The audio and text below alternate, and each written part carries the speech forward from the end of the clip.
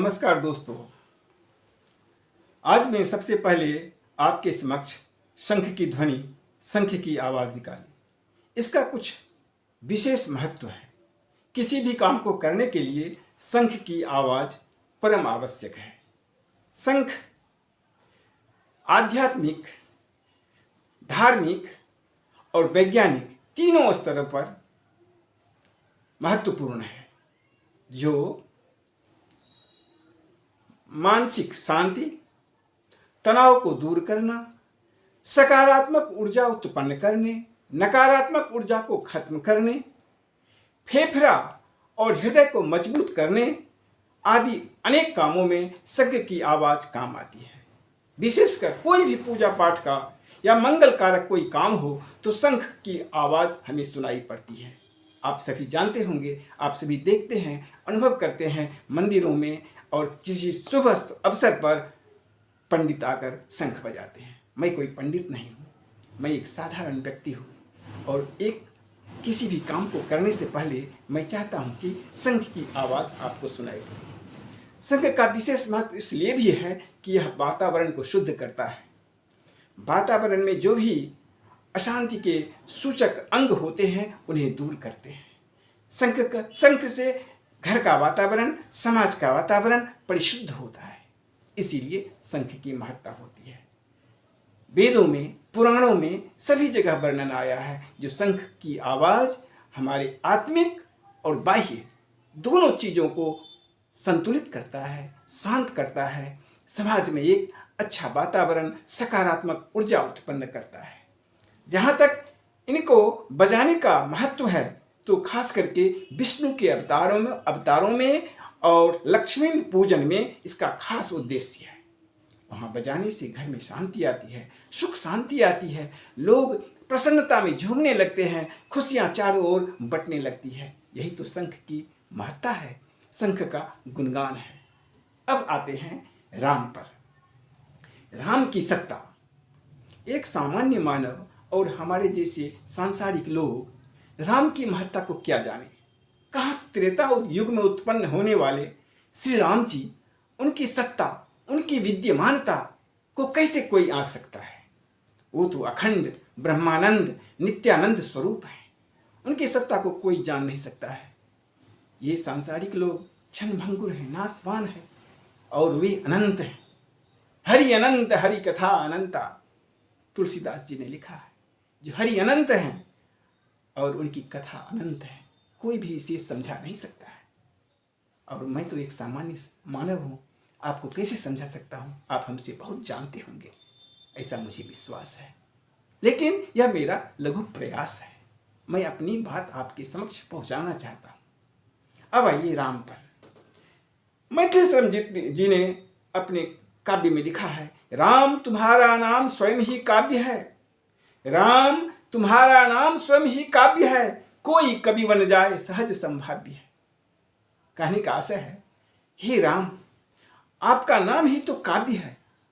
उसे पढ़कर कोई भी व्यक्ति, साधारण से साधारण व्यक्ति कवि बन सकता है। उस नाम में इतना महत्व है जो कोई भी व्यक्ति उसको समझकर, उसको जानकर, उसको अपने हृदय में बैठाकर राम शब्द को कवि बन सकता है। समझ गए ना? यही राम शब्द का विशेष अर्थ है।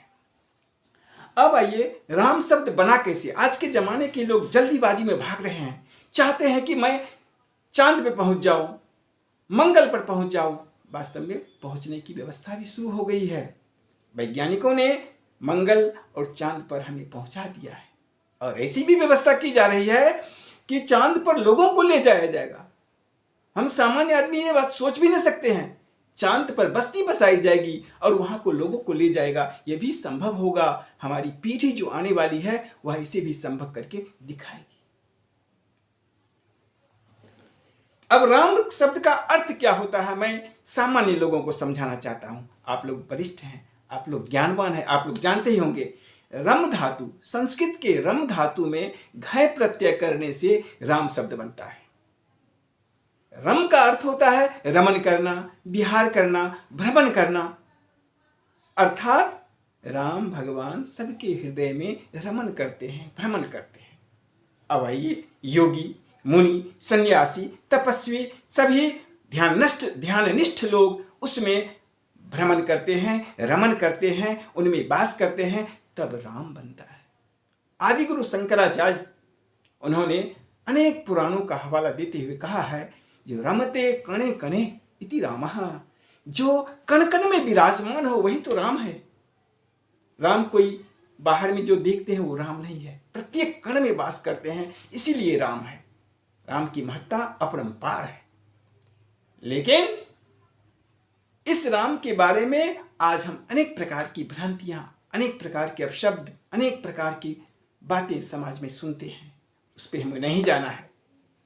जब महाकवि कालिदास, जिन्हें भारतीय शेक्सपियर कहा जाता है, उन्होंने रघुवंशम नाम का एक महाकाव्य लिखा और उसके आदि में, शुरुआत में उन्होंने लिखा जो राम भगवान का वंश, और कहा मेरे जैसा साधारण कवि, साधारण मानव, उनके वंश का वर्णन हम कैसे कर सकते हैं? वो आदि हैं, अनंत हैं, उनके बारे में सामान्य लोग जान नहीं सकते हैं। तो उन्होंने लिखा, क्व सूर्य प्रभवो वंशः क्वचाल्प विषया मति तितिर्सुर दुस्तरम मोहाद रूपेणात्मि सागरम। कहने का अर्थ है, जो कहाँ राम का वंश और कहाँ छोटी बुद्धि वाला व्यक्ति कालिदास, उन्होंने कहा जो कहाँ राम का वंश, अद्भुत वंश, मर्यादा पुरुषोत्तम का वंश, और कहाँ मेरे जैसा सामान्य कवि, मैं कैसे उनके वंश का वर्णन कर सकता हूँ? फिर भी उनका जो प्रयास है, तो उन्होंने कहा जो जैसे कोई सामान्य व्यक्ति एक छोटी सी नाव पर बैठकर सागर और महासागर को पार करना चाहता है, वैसा ही मेरा प्रयास है। समझ गए ना? राम का वर्णन करना कितना असंभव है। प्रत्येक कवि, मुनि, वाल्मीकि जी से लेकर और तुलसीदास जी तक अनेकों रामायण, अनेकों उनके बारे में शोध प्रबंध, अनेकों किताबें राम पर लिखा गया है, लिखी गई है किताबें। समझ गए ना? तो मैं कैसे उनके बारे में कुछ बता सकता हूँ? मैं तो केवल उनकी वंदना करना चाहता हूँ, उनका कृपा कटाक्ष चाहता हूँ, ताकि मेरे ऊपर भगवान की कृपा पड़े और मेरा उद्धार हो जाए। अब आज की हकीकत देखिए। आज के कुछ वर्षों में राम नाम को लेकर समाज में, देश में, विदेश में, सभी जगह अनेक प्रकार की भ्रांतियां फैलाई जा रही है। राम ने ऐसा किया, राम ने वैसा किया, राम ने सीता का परित्याग किया, राम ने उन्हें मार दिया, राम ने उसका बलिदान कर दिया। अरे भाई, वह तो तात्कालिक कारण था। उस जमाने में क्या हो रहा था, कहाँ जा रहे थे, क्या क्या काम कर रहे थे, उस जमाने की बात है। आज उससे हमें क्या लेना देना? आज तो हमें अपने जीवन को चरितार्थ करने के लिए, कृतार्थ करने के लिए उनका आशीर्वाद चाहिए। उन्होंने जो मार्ग बनाया, उन्होंने मर्यादा पुरुषोत्तम का जो रूप स्थापित किया, उसको लेकर हमें अपने में सुधार लाना है, न कि उन पे कटाक्ष करना, उनके ऊपर भ्रांतियां फैलाना, उनके बारे में अपशब्दों का वर्णन करना। ये कदापि ठीक नहीं है। अपरंपार के बारे में कुछ भी कहना, यहाँ तक कि भगवान राम को न्यायालय की शरण में जाना पड़ा, कहाँ का औचित्य है बताइए? हम सभी इस आधुनिक युग में जी रहे हैं, आधुनिकता में विकास कर रहे हैं, विज्ञान के यान पर चढ़कर आसमान में घूम रहे हैं। उस समय में मन की शांति, मन में अच्छा भाव, मन में सुखदायक बातें लाने से हमारा जीवन सुखमय होगा। कितना भी आप आगे पीछे कर लीजिए, कितना भी घूम लीजिए, जब तक मन में शांति नहीं होगी तब तक कुछ भी नहीं है। मानो तो देव, नहीं तो पत्थर। मानने से ही, विश्वास से ही सब भगवान आते हैं, अन्यथा कुछ भी नहीं, हो पत्थर है। लेकिन जब उसमें हम प्राण प्रतिष्ठा कर देते हैं, उन्हें एक ईश्वर का रूप मान लेते हैं, तभी तो ईश्वरत्व तो आता है उसमें। ये हमें अपने बच्चों को, अपने सामाजिकों को सिखाना है, जो ऐसा करना उचित है, ऐसा करना अनुचित है। अब आइए, मेरा राम है क्यों बदनाम, इस पर मैंने एक छोटी सी कविता बनाई है, जो मैं आपको सुनाना चाहता हूँ, जो मेरा मुख्य उद्देश्य है। जो आज के ज़माने में हम राम को बदनाम कैसे कर रहे हैं, उसी पर यह मेरी कविता है। कृपया ध्यान से सुनिए। खाते पीते उठते बैठते लेते हैं जिनका हम नाम, अधर्म नाम पर बेचा हमने मर्यादा पुरुषोत्तम राम। मर्यादा पुरुषोत्तम राम, मेरा राम है क्यों बदनाम। जो है हर कण कण में व्यापत, जो है हर कण कण में व्यापत, मन मन में सुंदर अभिराम। सौदा करके हमने भाई, नाम किया उनका बदनाम, मेरा राम है क्यों बदनाम। नीति अनीति से ऊपर जो उन्हें घसीटा अपने काम, रथ पर आगे बैठा कर हम, मचा दिया जग में कोहराम, मेरा राम है क्यों बदनाम। सबरी भोजन खाने वाला, छीना उसका आज निवाला, यही धर्म समझाया उसने, यही दिया क्या हमको ज्ञान, मेरा राम है क्यों बदनाम, मेरा राम है क्यों बदनाम। खींचा सबने अपने दल में, उन्हें नहीं है अब आराम, अपना अपना बता बता कर देखो खोली नई दुकान, मेरा राम है क्यों बदनाम, मेरा राम है क्यों बदनाम। रोता जब तक दीन दलित है, मिले न सबको अच्छा काम, रोता जब तक दीन दलित है, मिले न सबको अच्छा काम। घूमो तुम अच्छे वाहन में, चाहे कर लो चारों धाम, मेरा राम है क्यों बदनाम।